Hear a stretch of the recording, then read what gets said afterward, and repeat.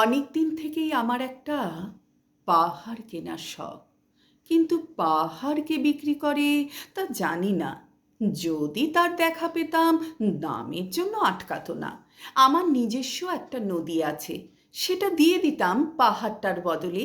কে না জানে পাহাড়ের চেয়ে নদীর দামই বেশি। পাহাড় স্থাণু, নদী বহমান। তবু আমি নদীর বদলে পাহাড়টাই কিনতাম, কারণ আমি ঠকতে চাই। নদীটাও অবশ্য কিনেছিলাম একটা দ্বীপের বদলে। ছেলেবেলায় আমার বেশ ছোট্টখাট্ট ছিমছাম একটা দ্বীপ ছিল, সেখানে অসংখ্য প্রজাপতি। শৈশবে দ্বীপটি ছিল বড় প্রিয়।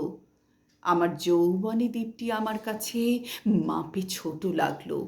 প্রবাহমান ছিপছিপে তন্বী নদীটি বেশ পছন্দ হলো আমার।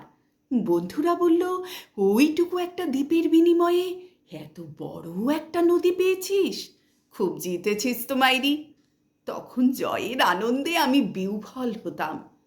তখন সত্যিই আমি ভালোবাসতাম নদীটিকে। নদী আমার অনেক প্রশ্নের উত্তর দিত। যেমন, বলো তো আজ সন্ধেবেলা এখানে বৃষ্টি হবে কি না?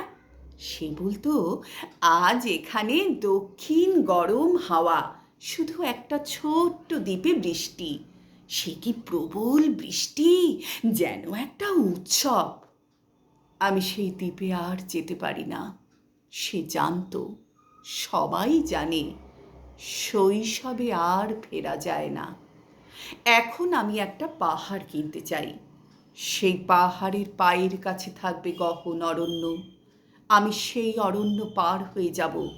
তারপর শুধু রুক্ষ কঠিন পাহাড়, একেবারে চূড়ায় মাথার খুব কাছে আকাশ, নিচে বিপুলা পৃথিবী, চরাচরের তীব্র নির্জনতা।